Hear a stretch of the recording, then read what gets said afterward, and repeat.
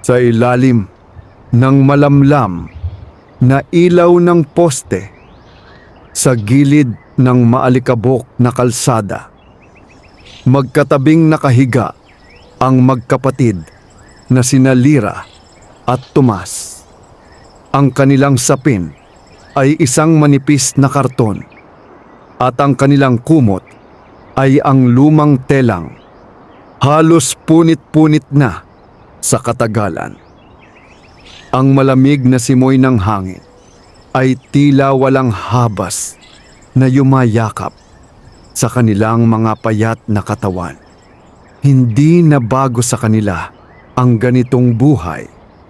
Araw-araw sila'y nagigising sa ingay ng mga sasakyang dumaraan, sa busina ng mga jeep at sa yabag ng mga taong nagmamadaling pumasok sa trabaho. Ngunit para sa dalawang bata, ang bawat umaga ay isang panibagong laban. Laban sa gutom, sa pagod, at sa kawalan ng pag-asa. Si Lira, ang nakatatanda, ay 12 taong gulang pa lamang, ngunit ang kanyang mga mata ay tila ba pagod na sa mundo. Siya ang tumatayong magulang ni Tomas, na 9 na taong gulang. Mula nang mawala ang kanilang ina at iwan sila ng kanilang ama, si Lira na ang nagsikap na alagaan ang kanyang kapatid. "Gising na, Tomas!" marahang bulong niya habang hinahaplos ang buhok ng kapatid. Unti-unting dumilat si Tomas at isang mahinang ngiti ang sumilay sa kanyang labi. "Ate, may pagkain na ba tayo ngayon?" Saglit na natahimik si Lira. Pilit niyang itinatago ang lungkot sa kanyang mga mata. "Maghahanap tayo. Siguradong may mabait na magbibigay." Tumango si Tomas. Kahit halatang gutom na siya. Bumangon sila at inayos ang kanilang mga gamit. Isang maliit na supot na naglalaman ng ilang basurang maaari nilang ibenta. Sa murang edad, natutunan na nilang mamulot ng bote, lata at karton para maipagpalit sa ilang baryang sapat lamang para sa isang mumunting pagkain. Habang naglalakad sila sa gilid ng kalsada, napansin ni Tomas ang isang batang kumakain ng mainit na pandesal. Napalunok siya at napahinto. "Ate!" mahina niyang tawag. Alam na agad ni Lira ang nais sabihin ng kapatid. Hinawakan niya ang kamay nito. "Konti pa! Makakahanap din tayo!" Ngunit sa likod ng kanyang mga salita, alam niyang hindi sigurado ang kanyang sinasabi. Lumipas ang ilang oras. Napaikot-ikot sila sa mga tambakan ng basura at likod ng mga tindahan. Nakapulot sila ng kaunting bote at lata, ngunit hindi iyon sapat para sa isang disenteng pagkain. Pagsapit ng tanghali, tila bumibigat na ang kanilang mga hakbang. "Ate, pagod na ako," sabi ni Tomas. Halos mangyak-ngyak. Umupo sila sa ilalim ng isang malaking puno malapit sa kalsada. Tahimik ang paligid, maliban sa mga dumaraang sasakyan at huni ng mga ibon. Sa sandaling iyon, hindi napigilan ni Lira ang kanyang sarili. Napayuko siya at mariing napapikit. "Bakit ganito ang buhay natin?" bulong niya sa sarili. Hindi niya inaasahang may makakarinig. Sa likod ng puno, may munting nilalang na tahimik na nakamasid. Isang duwende. Maliit ang kanyang katawan, halos kasinlaki lamang ng isang bote ng tubig. Ang kanyang balat ay kulay lupa at ang kanyang mga mata ay kumikislap sa kakaibang liwanag. Nakasuot siya ng lumang kasuotan na tila yari sa dahon at hibla ng halaman. Matagal na niyang pinagmamasdan ang magkapatid. Araw-araw, nakikita niya ang kanilang paghihirap, ang kanilang pagtitiis, ang kanilang pagmamahalan at ang kanilang hindi pagsuko kahit na halos wala na silang pag-asa. Napakabuti ng puso ng batang ito, bulong ng duwende habang nakatingin kay Lyra. Lumapit siya ng dahan-dahan, ngunit nanatiling nakatago sa anino. Biglang napatingin si Tomas sa direksyon ng puno. "Ate, may nakita akong gumalaw," sabi niya. Medyo kinakabahan. "Pusa lang siguro," sagot ni Lyra, kahit hindi rin siya sigurado. Ngunit ang duwende ay hindi isang ordinaryong nilalang. Siya ay isang tagapagbantay, isang nilikhang may tungkuling tumulong sa mga pusong tunay na mabuti. At sa sandaling iyon, nagpasya siya. "Panahon na," mahina niyang sambit. Muling umihip ang hangin, ngunit sa pagkakataong ito, may dalang kakaibang init at pag-asa. Hindi pa alam ng magkapatid, ngunit ang kanilang buhay ay malapit nang magbago. At ang pagbabago ay magsisimula sa isang munting hiwaga. Tahimik ang paligid habang nagpapahinga ang magkapatid sa ilalim ng malaking puno. Bahagyang umiihip ang hangin, at ang init ng araw ay unti-unting napapalitan ng malamig na simoy ng hapon. Napapikit si Tomas, halos makatulog sa pagod at gutom. Si Lyra naman ay nakaupo pa rin, nakatanaw sa kalsada habang tila may malalim na iniisip. Biglang may marahang kaluskos mula sa likod ng puno. Napalingon si Lyra. "Ano yon?" mahina niyang bulong. Muling gumalaw ang mga dahon. Sa pagkakataong ito, mas malinaw na ang tunog. Napabangon si Tomas. "Ate, hindi yata pusa yon." Unti-unting tumayo si Lyra. Hawak ang kamay ng kapatid. Kahit kinakabahan, pinilit niyang maging matapang. "Kung sino ka man, lumabas ka," matatag niyang sabi. Ilang segundo ang lumipas. Pagkatapos, isang maliit na anyo ang dahan-dahang sumilip mula sa likod ng puno. Napahinto ang mundo ni Lyra. Isang munting nilalang ang nasa harapan nila. Maliit, halos kasinlaki ng isang bote. Ang kanyang balat ay tila kahawig ng lupa at ang kanyang mga mata ay kumikislap sa kakaibang liwanag. Nakasuot siya ng kasuotang yari sa dahon at hibla ng halaman. Napaatras si Tomas at mahigpit na kumapit sa ate niya. "Ate, ano yan?" Hindi agad nakasagot si Lyra. Hindi siya makapaniwala sa kanyang nakikita. "Hindi ako masama," marahang wika ng nilalang. "Ako ay isang duwende." Nanlaki ang mga mata ni Tomas. "Duwende? Totoo ka?" Bahagyang ngumiti ang duwende. "Matagal ko na kayong pinagmamasdan." Napalunok si Lyra. "Bakit?" Lumapit ang duwende ng kaunti, ngunit nanatiling maingat upang hindi sila matakot. "Dahil sa kabutihan ninyo," sagot niya. "Kahit wala kayong halos makain, nagmamahalan pa rin kayo. Hindi kayo nangaagaw, hindi kayo nanlalamang. Iyan ang bihira sa mundong ito." Napayuko si Lyra. Hindi alam kung ano ang sasabihin. "Wala namang kaming ibang magagawa," mahina niyang tugon. "Kailangan naming magtiis," umiling ang duwende. "Hindi habang buhay." Biglang napatingin si Tomas. "Ano po ang ibig mong sabihin?" Huminga ng malalim ang duwende. Tila ba pinag-iisipan ang kanyang susunod na sasabihin. "May maitutulong ako sa inyo," wika niya. "Ngunit hindi ito basta-basta. Ang tulong ko ay may kapalit na pagsubok." Nagtitigan ang magkapatid. "Anong pagsubok?" tanong ni Lyra. "Isang pagsubok sa inyong puso," sagot ng duwende. Bibigyan ko kayo ng pagkakataon na baguhin ang inyong buhay. Ngunit kailangan ninyong patunayan na hindi magbabago ang kabutihan ninyo kahit magkaroon kayo ng pagkakataong umangat. Napakagatlabi si Lyra. Paano namin mapapatunayan iyon? Ngumiti ang duwende at mula sa kanyang maliit na kamay, may lumitaw na isang kakaibang bagay. Isang maliit na supot na tila kumikislap sa liwanag ng araw.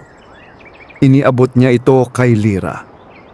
Buksan mo kapag kayo'y tunay na nangangailangan, sabi niya. Ngunit tandaan mo, huwag ninyong gagamitin sa kasakiman. Maingat na tinanggap ni Lyra ang supot. Anong laman nito? Tanong niya. Pag-asa, sagot ng duwende. Tahimik na napatingin si Tomas sa supot. Makakakain na ba tayo, ate? Inosenteng tanong niya. Napangiti si Lyra, ngunit may halong pag-aalinlangan. Hindi pa natin alam, sagot niya. Muling nagsalita ang duwende. Hindi ko kayo iiwan, sabi niya. Ngunit hindi ninyo ako palaging makikita. Nasa paligid lamang ako, nagbabantay. Unti-unting umatras ang duwende hanggang sa muli siyang matakpan ng anino ng puno. At tandaan ninyo, huling wika niya, ang tunay na yaman ay hindi nasusukat sa pera. At sa isang iglap, nawala siya. Napatingin ang magkapatid sa isa't isa. Tahimik. Hindi pa rin sila makapaniwala sa nangyari. Ate, bulong ni Tomas. Panaginip ba yon? Mahigpit na hinawakan ni Lyra ang maliit na supot. Hindi, sagot niya. Simula pa lang ito. At sa kanyang puso, may isang kakaibang damdamin ang sumibol. Isang damdaming matagal na niyang hindi naramdaman. Pag-asa. Tahimik ang dapit hapon habang naglalakad ang magkapatid pabalik sa kanilang pwesto sa gilid ng kalsada. Sa kamay ni Lyra ay mahigpit niyang hawak ang munting supot na iniwan ng duwende. Pakiramdam niya ay may kakaibang init na nagmumula rito. Tila ba may sariling buhay ang bagay na iyon. Hindi sila agad nagsalita. Pareho nilang iniisip ang nangyari. Ate, basag ni Tomas sa katahimikan. Bubuksan na ba natin? Huminto si Lyra. Tumingin siya sa kapatid pagkatapos ay sa supot. Naalala niya ang sinabi ng duwende. Buksan mo kapag kayo'y tunay na nangangailangan. Napahinga siya ng malalim. Hindi pa, sagot niya. Kaya pa natin magtiis. Tumango si Tomas, kahit halatang nahihirapan na siya sa gutom. Pagdating nila sa kanilang pwesto, muli silang umupo sa karton. Ang langit ay unti-unting kumukupas ang kulay, at ang mga ilaw ng sasakyan ay nagsisimulang magningning sa dilim. Lumipas ang ilang sandali. Ngunit sa pagkakataong ito, tila mas mabigat ang katahimikan. Mas ramdam ang gutom. Mas ramdam ang pagod. Ate, mahina na namang tawag ni Tomas. Halos wala ng lakas. Nahihilo na ako. Napalingon si Lyra at agad siyang kinabahan. Namumutla ang mukha ng kapatid. Doon niya naramdaman. Hindi na ito basta pagtitiis. Ito na ang puntong sinabi ng duwende. Dahan-dahan niyang kinuha ang supot. Kinabahan siya. Handa ka na? Tanong niya kay Tomas. Mahinang tumango ang bata. Unti-unting binuksan ni Lyra ang supot. Sa sandaling bumukas ito, isang banayad na liwanag ang sumilay mula sa loob. Hindi ito nakakasilaw, kundi nakakapanatag. Napaatras si Tomas sa gulat. Ate, ang ganda! Maingat na sinilip ni Lyra ang loob. At doon niya nakita Isang maliit na piraso ng tinapay. Napakunot ang noo niya. Ito lang, bulong niya. Ngunit bago pa siya makapagsalita muli, may kakaibang nangyari. Ang maliit na tinapay ay unti-unting dumami. Isa, naging dalawa. Dalawa, naging tatlo. Hanggang sa mapuno ang supot ng mainit-init na tinapay. Napasinghap si Lyra. Hindi ito posible. Hindi na nakapagsalita si Tomas. Agad siyang napalapit. Ate, pagkain! Kumuha si Lyra ng isang piraso at iniabot sa kapatid. Dahan-dahan lang, paalala niya. Ngunit halata ang saya sa kanyang mga mata.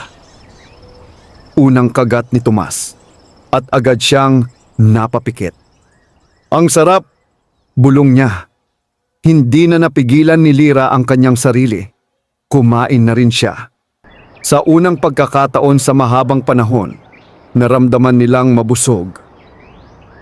Hindi lamang ang kanilang tiyan, kundi pati ang kanilang puso. Lumipas ang ilang minuto. Tahimik silang kumakain, ngunit ang katahimikan ay puno ng pasasalamat. Ate, sabi ni Tomas habang nangumunguya. Totoo pala siya. Tumango si Lyra. Oo, sagot niya. At hindi lang basta tulong ang binigay niya. Napatingin siya sa supot. Responsibilidad din. Napaisip si Tomas. Responsibilidad. Hindi natin pwedeng abusuhin ito, paliwanag ni Lyra. Hindi ito para maging tamad tayo, kundi para makatulong sa atin habang nagsusumikap pa rin tayo. Tahimik na tumango si Tomas. Pagkatapos kumain, maingat na isinara ni Lyra ang supot. Napansin niyang wala ng laman. Parang bumalik ito sa dati, isang simpleng supot. Ngunit alam niyang hindi iyon ordinaryo. Sa di kalayuan, mula sa anino ng poste, may isang maliit na anyo ang nakamasid. Ang duwende. Ngumiti siya habang pinagmamasdan ang magkapatid. Hindi sila nagkamali, bulong niya. Marunong silang magpasalamat. Ngunit biglang nagbago ang kanyang ekspresyon. May naramdaman siya. Isang presensyang hindi niya inaasahan. Mabigat. Madilim. Mula sa kabilang dulo ng kalsada, may isang lalaking nakatingin sa magkapatid. Ang kanyang mga mata ay puno ng pagdududa at tila may balak. Tahimik siyang nakamasid at napansin niya ang supot. Hindi ordinaryo ang mga batang iyon, bulong ng lalaki sa sarili. Sa likod ng kanyang isipan, may nabubuong masamang plano. Samantala, walang kamalay-malay ang magkapatid sa paparating na panganib. Masaya lamang silang nakahiga muli sa kanilang karton sa unang pagkakataon. Busog at may pag-asa. Ngunit ang hiwaga na nagbigay sa kanila ng pag-asa ay siya ring maaaring magdala ng panganib sa kanilang buhay. Lumalim ang gabi sa gilid ng kalsada. Isa-isa nang namatay ang ilaw ng mga tindahan at ang ingay ng mga sasakyan ay unti-unting humupa. Sa ilalim ng poste, mahimbing na natutulog ang magkapatid na sina Lyra at Tomas. Yakap ang manipis nilang kumot at ang maliit na supot na tila ba ngayon ay pinakamahalagang bagay sa kanilang buhay. Ngunit hindi lahat ay payapa. Sa kabilang dulo ng kalsada, sa ilalim ng madilim na anino, nakatayo ang lalaking kanina pa nagmamasid sa kanila. Ang kanyang pangalan ay Rogelio, isang taong sanay sa kalye. Matalas ang mata, mapanuri At higit sa lahat, mapagsamantala. Sa tagal niyang namuhay sa lansangan, natutunan niyang kilalanin ang mga bagay na may halaga at kung paano ito makuha. At ngayong gabi, may napansin siya. Hindi normal ang nakita ko. Bulong niya habang nakatingin sa magkapatid. Naalala niya kung paano dumami ang tinapay mula sa maliit na supot. Hindi niya iyon lubos na naunawaan. Ngunit alam niyang may kakaiba. At kung totoo iyon, ngumisi siya, pwede akong yumaman. Dahan-dahan siyang lumapit. Tahimik ang kanyang mga hakbang. Halos hindi marinig. Sanay siya sa ganitong galaw. Parang anino na sumasabay sa dilim. Palapit siya nang palapit sa natutulog na magkapatid. Sa kanyang paningin wala silang laban. Mga batang mahihina. Walang kalaban-laban. Unti-unti niyang inunat ang kanyang kamay patungo sa supot na nasa tabi ni Lyra. Ngunit sa mismong sandaling iyon, biglang umihip ang hangin. Malakas at kakaiba. Napahinto si Rogelio. Ano yon? Bulong niya. Biglang nagdilim ang paligid kahit may ilaw ang poste. Ang hangin ay tila may dalang babala. Mula sa likod ng puno, may isang maliit na anyo ang lumitaw. Ang duwende. Hindi na siya nakatago ngayon. Ang kanyang mga mata ay hindi na lamang kumikislap, kundi nagliliyab sa kakaibang liwanag. Hindi ka dapat nandito, malamig niyang wika. Napaatras si Rogelio, gulat na gulat. Ano ka ba? Ako ang tagapagbantay, sagot ng duwende. At ang mga batang iyon ay hindi mo maaaring galawin. Napatingin si Rogelio sa supot, pagkatapos ay sa duwende. Sa halip na matakot, unti-unti siyang ngumiti. Kaya pala, sabi niya, ikaw ang may gawa ng hiwaga. Humakbang siya pasulong. Mas lalo ko tuloy gusto ang bagay na yon. Biglang kumunot ang noo ng duwende. Babala na ito, matigas niyang sabi. Umalis ka. Ngunit si Rogelio ay hindi nakinig. Hindi ako natatakot sa maliit na nilalang na tulad mo, sagot niya. Kung kaya mong gumawa ng pagkain mula sa wala, ibig sabihin kaya mo ring magbigay ng yaman. Unti-unti siyang lumapit muli.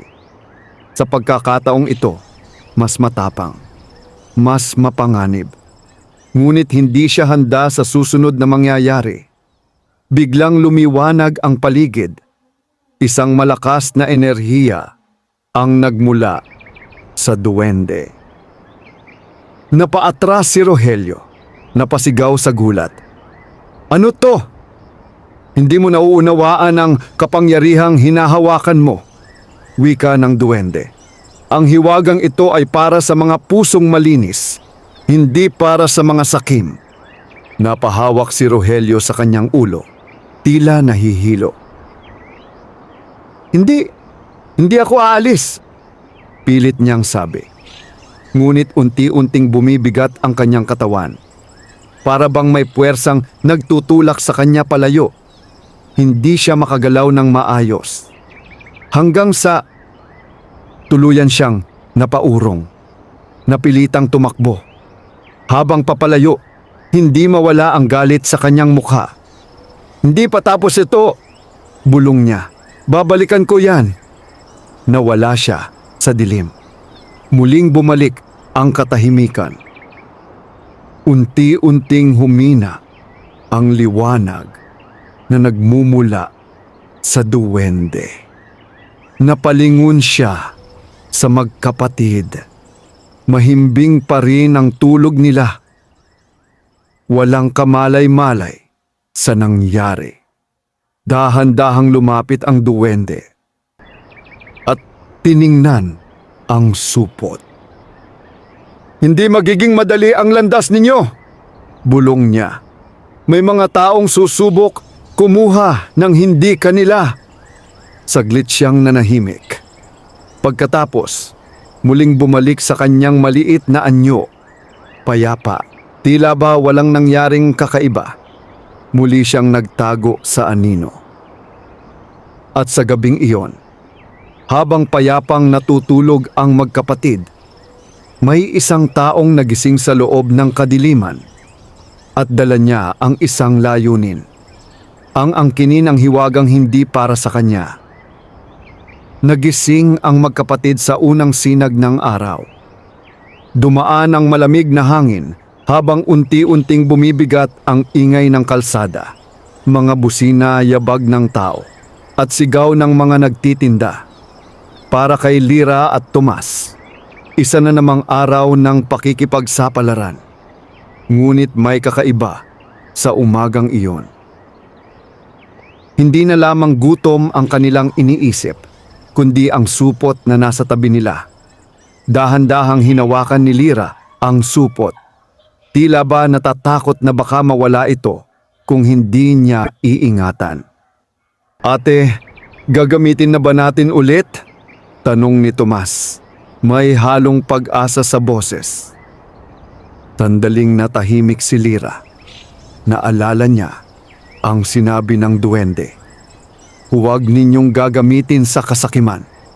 Tumingin siya sa paligid, sa mga taong naglalakad, sa mga batang papasok sa paaralan, sa mga nagtitinda ng pagkain. Hindi muna, sagot niya.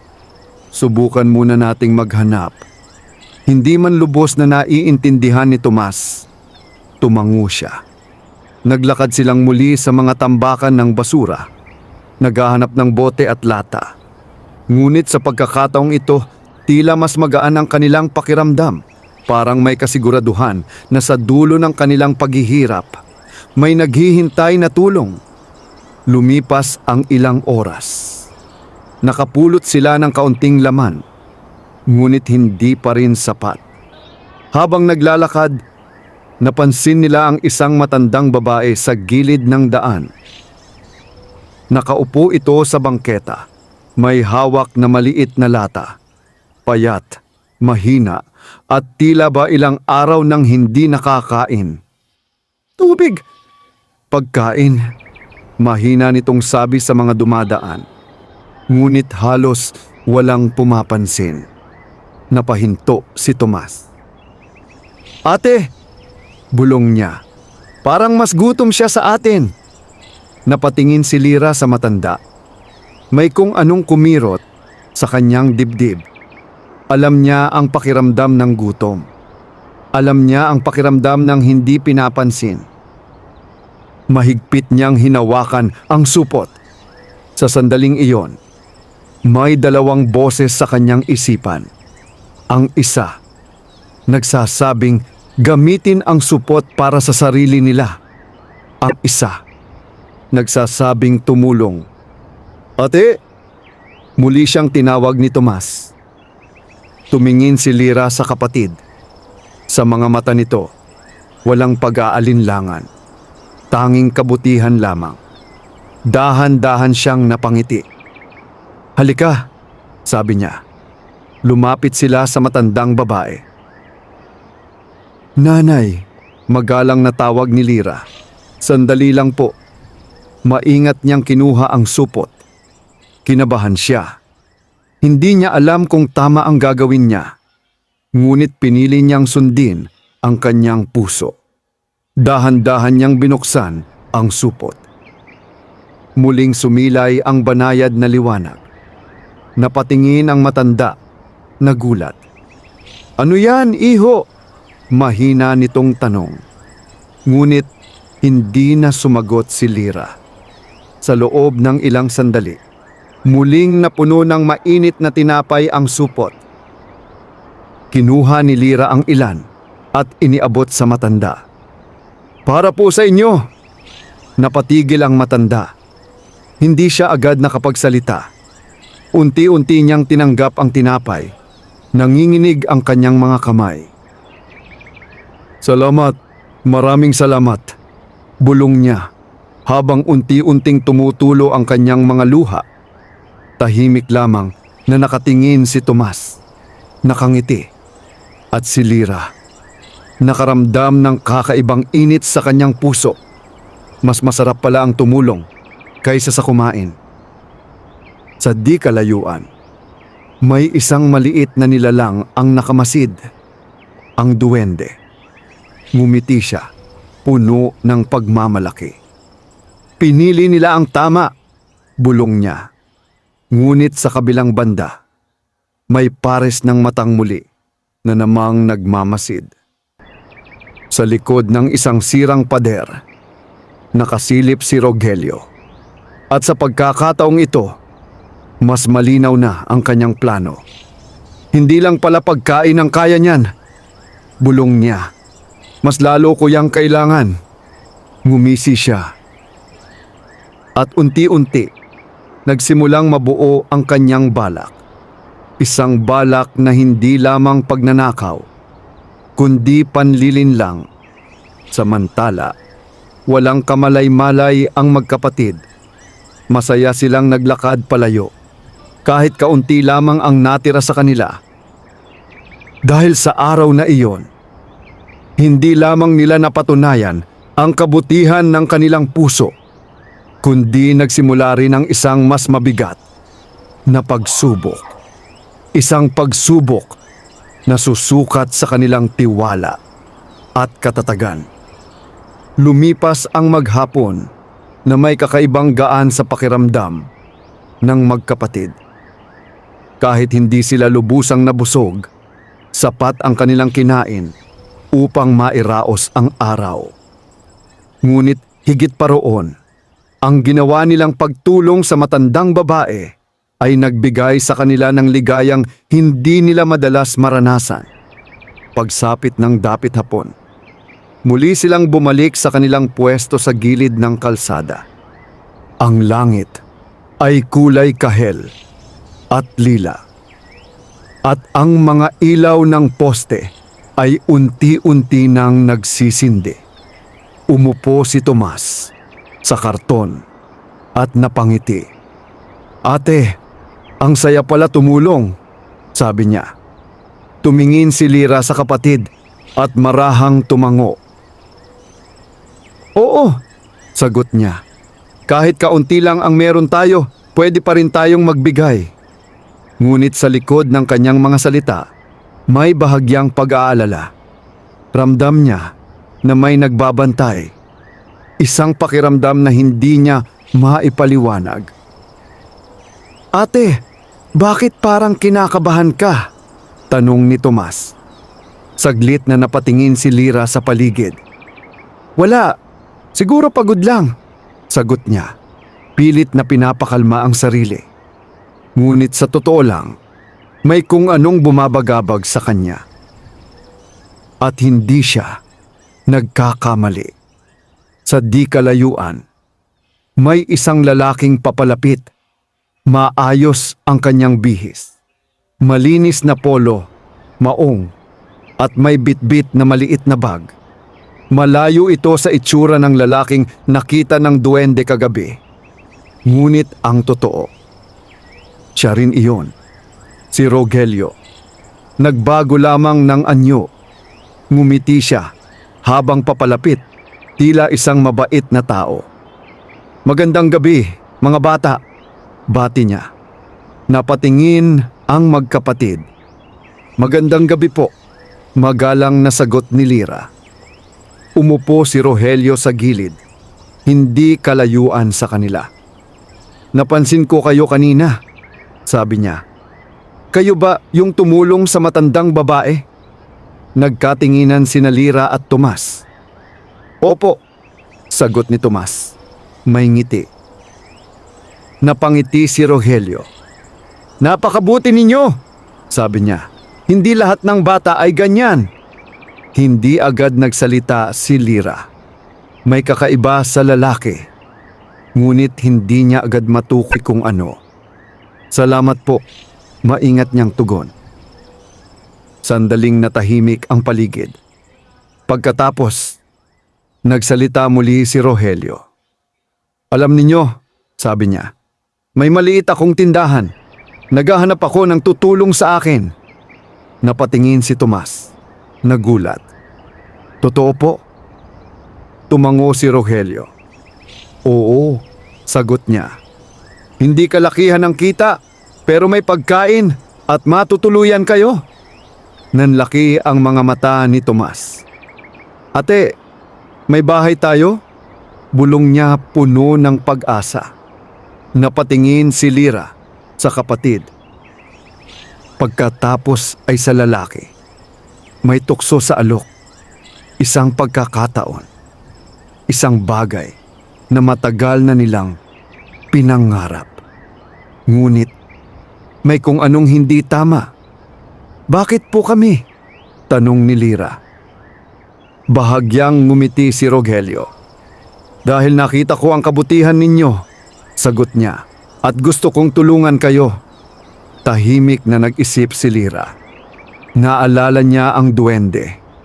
Naalala niya ang babala. Hindi lahat ng lalapit ay may mabuting hangarin. Ate, mahina ang boses ni Tomas. Gusto ko na ng bahay. Napapikit si Lira sandali. Mahirap tumanggi, ngunit mas mahirap magkamali. Muling bumukas ang kanyang mga mata. Mas malinaw, mas matatag. Pasensya na po, sabi niya. Hindi po kami sasama. Nawala ang ngiti sa mukha ni Rogelio. Bakit? Tanong niya. May bahagyang lamig sa tono. Hindi po namin kayo kilala, sagot ni Lira. At natuto na po kaming mag-ingat. Sandaling natahimik ang lalaki. Ngunit agad din siyang ngumiti. Isang pilit ng ngiti. Sayang naman, sabi niya. Gusto ko lang naman kayong tulungan.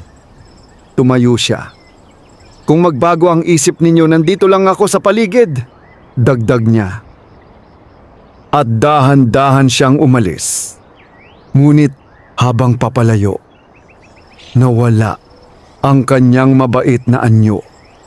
Bumalik ang tunay niyang ekspresyon. Galit. Inis. Hindi pala basta-basta ang batang iyon. Bulong niya. Ngunit hindi siya susuko. May paraan pa, dagdag niya. Samantala, muling bumalik ang katahimikan sa magkapatid. Ate, bakit tayo tumanggi? Tanong ni Tomas. May halong lungkot. Hinawakan ni Lira ang kamay ng kapatid. Dahil hindi lahat ng maganda sa paningin ay mabuti sa totoo, sagot niya. Tahimik na tumango si Tomas. Hindi man niya lubos na naiintindihan. Nagtitiwala siya sa ate niya. Sa likod ng puno, muling lumitaw ang duwende. Ngumiti siya. Mas tumitibay sila, bulong niya. Ngunit mas lalalim din ang pagsubok. At sa gabing iyon, habang tila tahimik ang lahat, ang panlilin lang ay patuloy na gumagalaw sa dilim. At hindi pa ito tapos.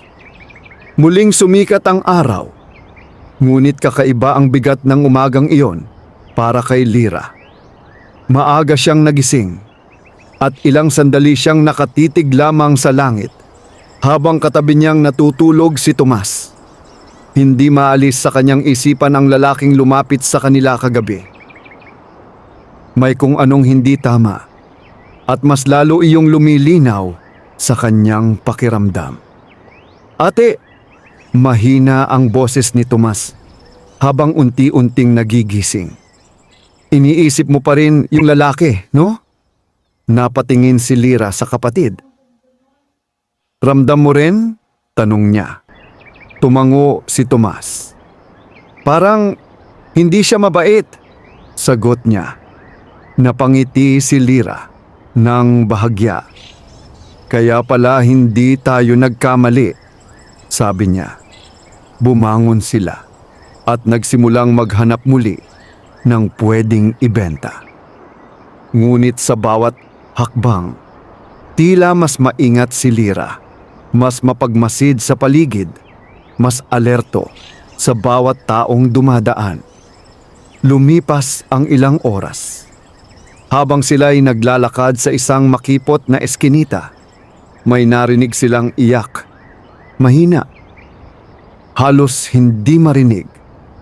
"Ate, narinig mo yon?" tanong ni Tomas. Tumigil sila. Muling umalingaw-ngaw ang iyak. Isang bata.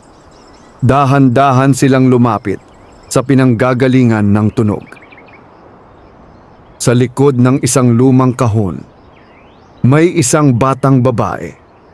Marumi, payat, at nanginginig sa takot.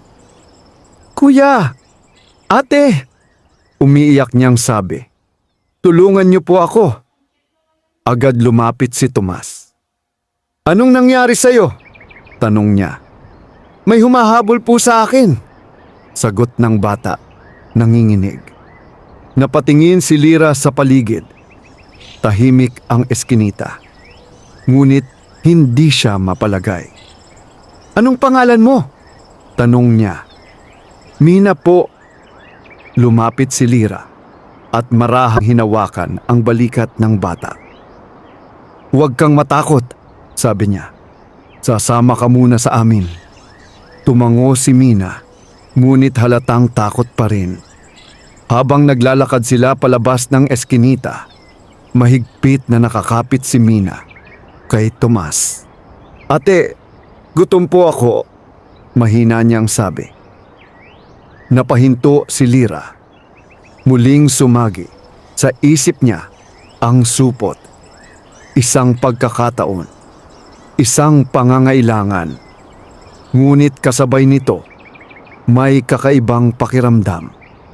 Isang babala na hindi niya maipaliwanag. Napatingin siya kay Mina. Ang bata ay tila inosente. Ngunit may kakaiba sa kanyang mga mata. Isang panandali ang kislap na hindi pangkaraniwan. "Ate, tulungan natin siya," sabi ni Tomas. Napapikit si Lira sandali. Pinili niyang magtiwala. Dahan-dahan niyang kinuha ang supot. "Sandali lang," sabi niya. Ngunit bago pa niya ito mabuksan, biglang umihip ang hangin. Malakas, malamig, at sa isang iglap, nawala ang anyo ng batang si Mina. Napaatras si Tomas. "Ate!" Sa kanilang harapan, ang batang umiiyak ay unti-unting nagbago ng anyo. At sa halip na isang bata, isang pamilyar na mukha ang lumitaw. Si Rogelio. Ngumisi siya. "Akala ninyo maluloko ninyo ako?" sabi niya. Nanlaki ang mga mata ni Tomas. "Ate, siya yun." Mahigpit na hinawakan ni Lira ang supot at umatras. "Lumayo ka!" sigaw niya. Ngunit huli na. Mabilis na sumugod si Rogelio at pilit na blot ang supot mula sa kamay ni Lira. Nagpumiglas siya. "Akin na yan! Hindi yan sa'yo!" sigaw ni Lira. Ngunit mas malakas si Rogelio. At sa isang iglap, nakuha niya ang supot. Napatahimik ang paligid. Napahawak si Tomas sa ate niya. "Ate!" Ngumisi si Rogelio. Hawak ang supot. Sa wakas, sabi niya, "Akin na rin." Agad niyang binuksan ang supot. Ngunit walang nangyari. Nawala ang kanyang ngiti. "Bakit?" Muli niyang sinilip. Wala. Isang ordinaryong supot lamang. "Hindi pwede," bulong niya. Sa sandaling iyon, muling umihip ang hangin.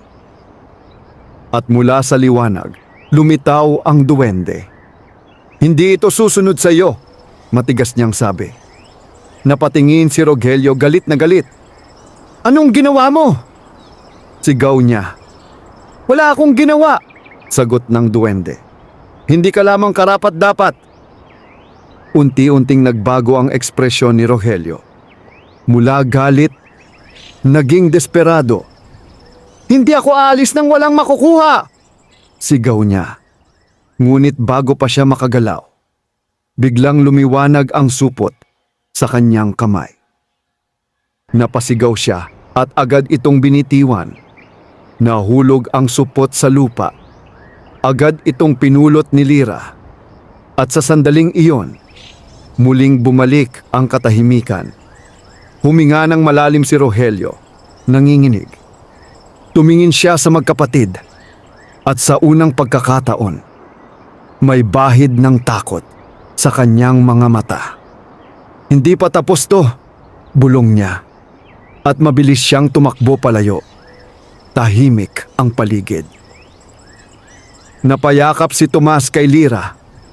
Ate, natatakot ako. Hinaplos ni Lyra ang kanyang ulo. Okay na, nandito na tayo. Lumapit ang duwende. Mas mabigat na ang pagsubok, sabi niya. At mas magiging mapanganib pa. Napatingin si Lyra sa kanya. Hanggang kailan po ito? Tanong niya. Hanggang mapatunayan ninyo, sagot ng duwende, na kahit sa gitna ng takot, hindi ninyo pipiliin ang mali. Tahimik na tumango si Lyra. Mas mahigpit niyang hinawakan ang supot. Ngayon, hindi na lamang ito simbolo ng pag-asa, kundi ng pananagutan. At sa araw na iyon, natapos ang isang pagsubok. Ngunit nagsimula ang mas mabigat. Hindi agad nakapagsalita ang magkapatid matapos ang nangyari. Ang takot ay tila nanatili sa hangin kahit matagal nang umalis si Rogelio. Ang dating payapang kalsada ay ngayon ay tila puno ng panganib. Mahigpit na hawak ni Lyra ang supot habang akay si Tomas. Ate, babalik pa kaya siya? Mahina nitong tanong. Hindi agad sumagot si Lyra. Sa kaibuturan ng kanyang isip, alam niya ang sagot.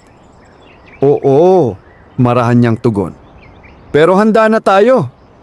Napatingin si Tomas sa kanya. Paano? Huminto si Lyra at lumuhod sa harap ng kapatid. Magtiwala tayo sa isa't isa, sabi niya. At huwag tayong gagawa ng mali, kahit gaano kahirap. Tahimik na tumango si Tomas. Hindi niya lubos na naiintindihan ang lahat. Ngunit sapat na sa kanya ang mga salita ng ate niya. Muling lumapit ang duwende. Sa pagkakataong ito, mas malinaw ang kanyang presensya. Hindi na lamang isang tagamasid, kundi isang gabay. May darating pang mas mabigat na pagsubok, sabi niya. Napatingin si Lyra. Mas mabigat pa po dito?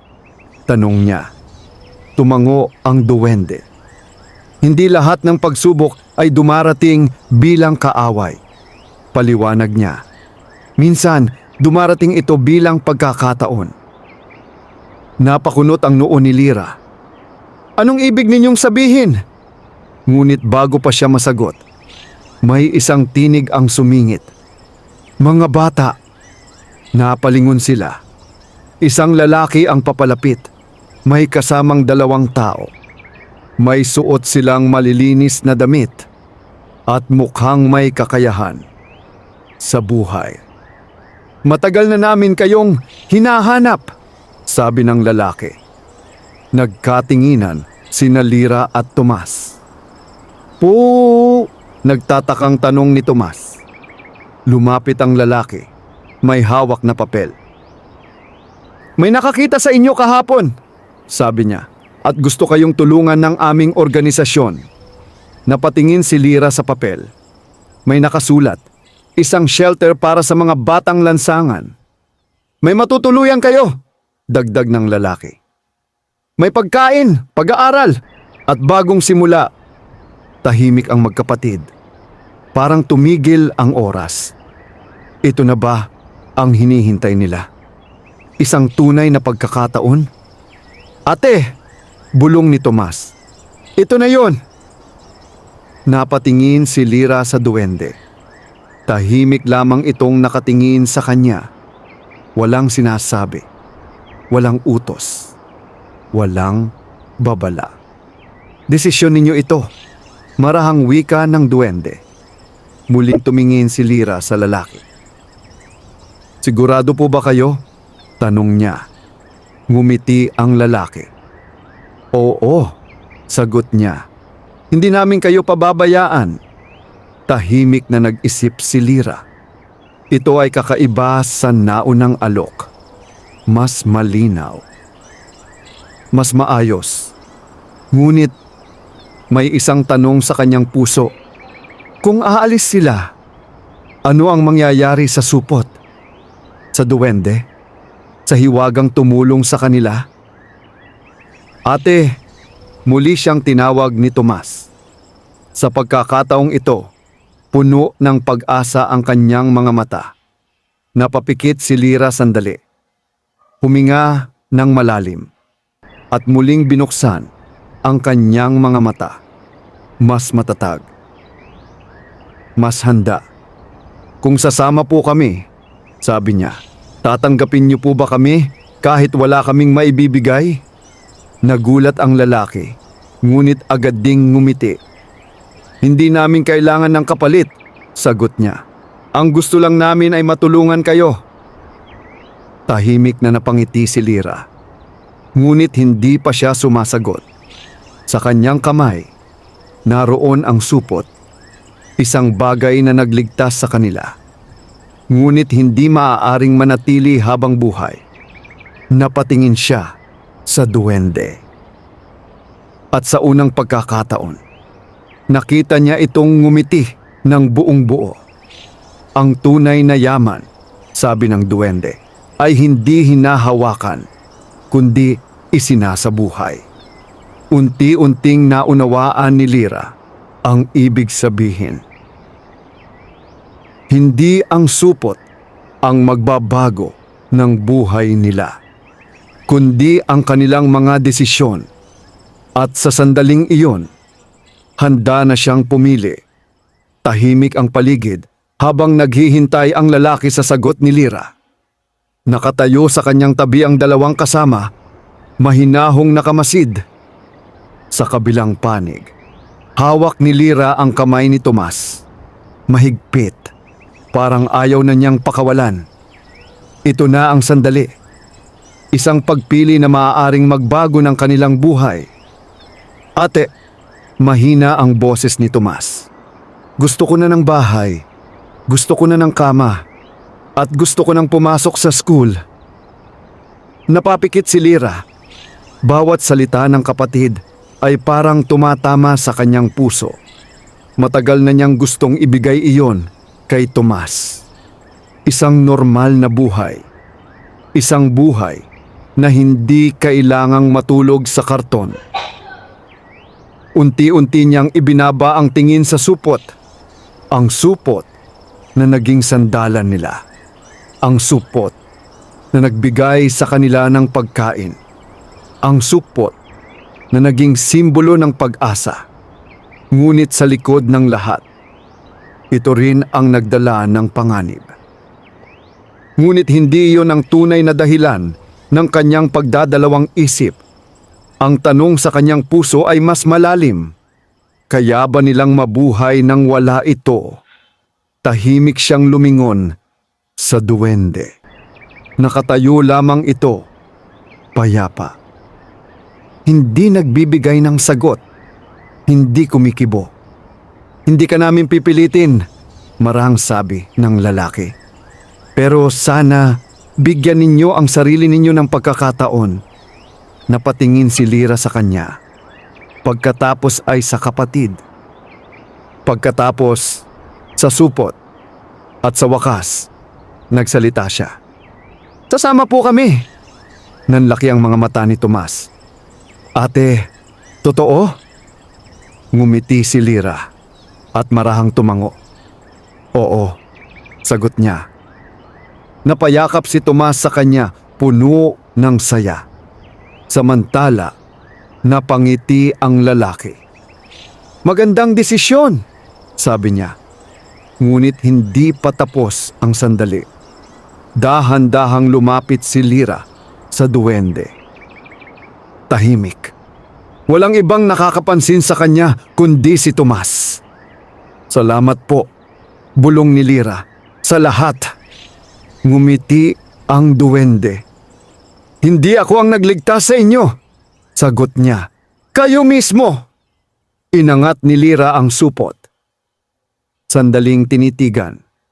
Pagkatapos, iniabot niya ito sa duwende. Panahon na pong ibalik ito, sabi niya. Nagulat si Tomas. Ate, sigurado ka? Tumingin si Lyra sa kapatid.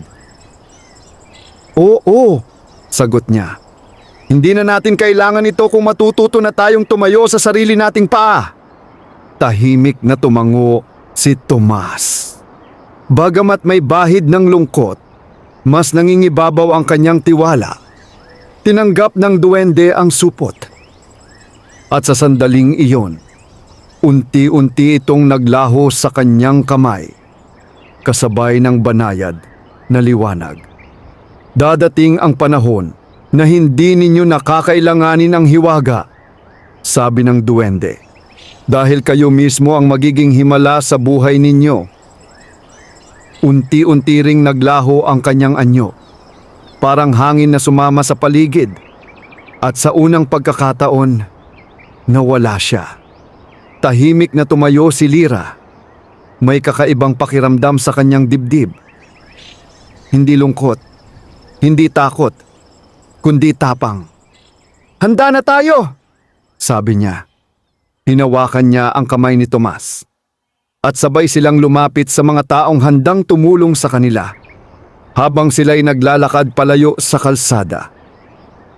Hindi nila alam, sa isang madilim na sulok, may isang pares ng matang nagmamasid, si Rogelio. Ngunit sa pagkakataong ito, hindi galit ang nangingibabaw, kundi pagkalito. At paano kung hindi pala iyon para sa akin? Bulong niya sa sarili. Sa unang pagkakataon, naramdaman niya ang isang bagay na matagal na niyang nakalimutan. Pagsisisi at marahil pagbabago. Samantala, patuloy na naglakad ang magkapatid, palayo sa dati nilang buhay, papunta sa bagong simula. At sa hakbang na iyon, natapos ang kanilang pinakamahalagang pagsubok. Ngunit ang kanilang kwento ay hindi pa tapos. Isang bagong araw ang sumikat sa buhay ni Lyra at Tomas. Hindi na sa gilid ng kalsada, kundi sa loob ng isang maayos at ligtas na tahanan. Maagang nagising si Tomas, ngunit sa pagkakataong ito, hindi dahil sa ingay ng mga sasakyan o lamig ng hangin. Dahan-dahan siyang bumangon mula sa malambot na higaan. Tila hindi pa rin makapaniwala sa kanyang paligid. Ate, mahina niyang tawag. Sa kabilang kama, unti-unting nagising si Lyra. Oh, gising ka na, sabi niya, may ngiti. Napatingin si Tomas sa kisame sa malinis na dingding at sa maliit na bintanang pinapasok ng liwanag ng araw. Ate, totoo ba ito? Tanong niya. Ngumiti si Lyra. Oo, sagot niya. Hindi na tayo nasa kalsada. Sandaling natahimik si Tomas. Pagkatapos, dahan-dahan siyang napangiti. Sa unang pagkakataon, ngiti na walang halong lungkot. Lumabas sila ng silid at sinalubong ng mainit na agahan. May mga taong handang tumulong. May mga batang katulad nila na nagsisimula rin ng panibagong buhay. Magandang umaga, bati ng isa sa mga tagapag-alaga. Magandang umaga po, sabay nilang sagot.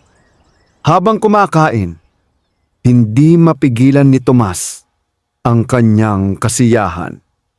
"Ate, may pagkain ulit!" sabi niya, puno ng tuwa. Napangiti si Lyra, ngunit sa pagkakataong ito, may kakaibang lalim ang kanyang mga mata. Hindi na siya takot maubusan. Hindi na siya nag-aalala kung saan kukuha bukas. Dahil ngayon, may direksyon na ang kanilang buhay. Lumipas ang mga araw. Natuto silang makisalamuha sa iba. Natuto silang sumunod sa mga patakaran. At higit sa lahat, natuto silang mangarap. Isang umaga, habang naglilinis si Lyra sa bakuran, napansin niya ang isang maliit na dahon na dahan-dahang nahulog sa kanyang palad. Kakaiba ito. Pamilyar. Bigla siyang napangiti. "Tomas," tawag niya. Lumapit ang kapatid. "Ano yon, ate?" Ipinakita ni Lyra ang dahon.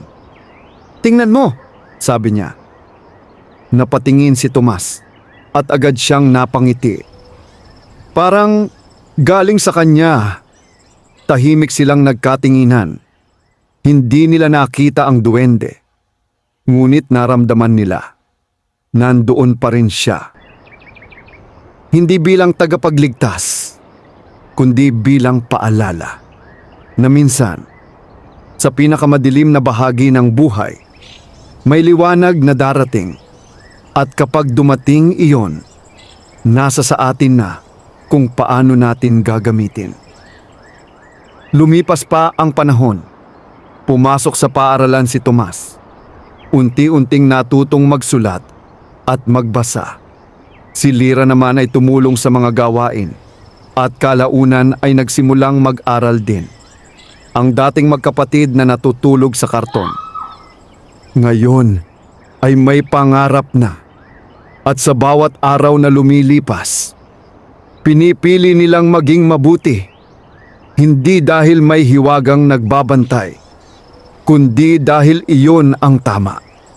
Sa isang sulok ng hardin, sa ilalim ng isang puno,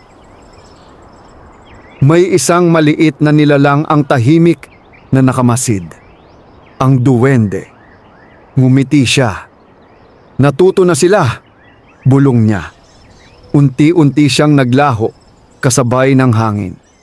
At sa pagkakataong ito, hindi na niya kailangang bumalik dahil ang tunay na hiwaga ay nasa puso na ng magkapatid. Wakas.